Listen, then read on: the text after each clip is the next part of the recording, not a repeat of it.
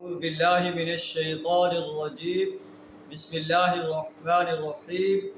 قل تعالوا أتل ما حرم ربكم عليكم ألا تشركوا به شيئا وبالوالدين إحسانا ولا تقتلوا أولادكم من إملاق نحن نرزقكم وإياهم ولا تقربوا الفواحش ما ظهر منها وما بطن ولا تقتلوا النفس التي حرم الله إلا بالحق ذلكم وصاكم به لعلكم تعقلون.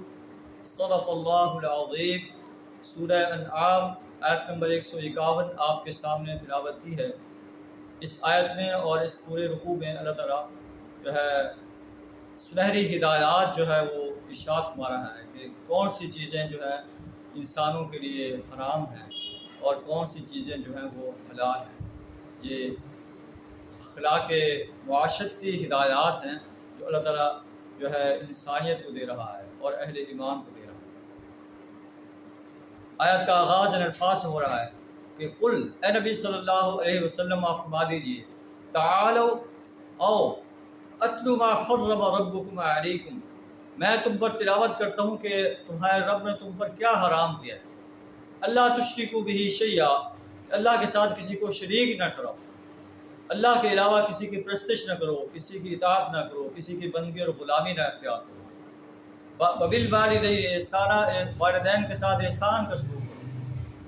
ولا تقتلوا اولادکم من املاق، غربت کے ڈر سے اپنی اولاد کو قتل نہ کرو. نحن نرزقکم وإیاہم، ہم تمہیں بھی رزق دیتے ہیں اور انہیں بھی رزق دیں گے.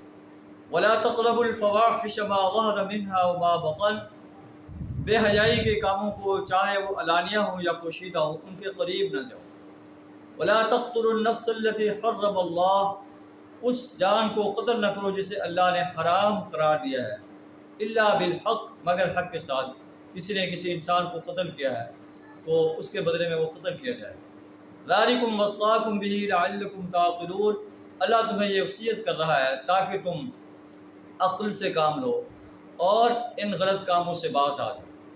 ولا تقربوا مال الیتیم الا بالتی ہی احسن حتی یبلغ اشدہ، یتیم کے مال کے قریب نہ جاؤ مگر احسن انداز سے، کہ اتنا مال جو ہے تم لے سکتے ہو جتنا تمہارا حق بنتا ہے اس کو کھلانے پلانے میں، یہاں تک کہ وہ اپنی جوانی کو پہنچ جائے. وَأَوْفُوا الْكَيْلَ وَالْمِيزَانَ بِالْقِسْطِ، ناپ اور تول کو جو ہے اس میں انصاف کرو. لا نکلف نفسا الا وسعها، ہم کسی نفس کو اس کی وسعت سے زیادہ تکلیف نہیں دیتے. وَإِذَا قُلْتُمْ فَعْدِلُوا وَلَوْ كَانَ ذَا قُرْبَىٰ، اور جب تم کوئی بات کہو تو عدل کی بات کہو، چاہے اس کے عدل کی زد تمہارے کسی قریبی رشتہ دار پر بھی کیوں نہ پڑتی. وَبِعَهْدِ اللَّهِ أَوْفُوا، اللہ کے ساتھ کیے ہوئے عہد کو یا اللہ کا نام لے کر جس سے تم عہد کرتے ہو اپنے ان عہود کو پورا کرو، اپنے ان وعدوں کو پورا کرو. ذالکم وصاکم بہ لعلکم تذکرون، اللہ تمہیں اس بات کی ہدایت دے رہا ہے، وصیت کر رہا ہے تاکہ تم نصیحت حاصل کرو. وان ھذا صراطی مستقیما، یہ میرا سیدھا راستہ ہے، فاتبعوہ، اس کی اتباع کرو. ولا تتبعوا السبل فتفرق بکم عن سبیلہ، دوسرے راستوں کی پیروی نہ کرو، وہ تمہیں سیدھے راستے سے دور کر دیں گے. ذالکم وصاکم بہ لعلکم تتقون، اللہ تمہیں یہ وصیت کر رہا ہے تاکہ تم تقوی اختیار کرو، اللہ کی نافرمانی سے بچو. اللہ سے دعا رحمیں ان تمام سنہری ہدایات کو اپنانے کی توفیق عطا فرمائے.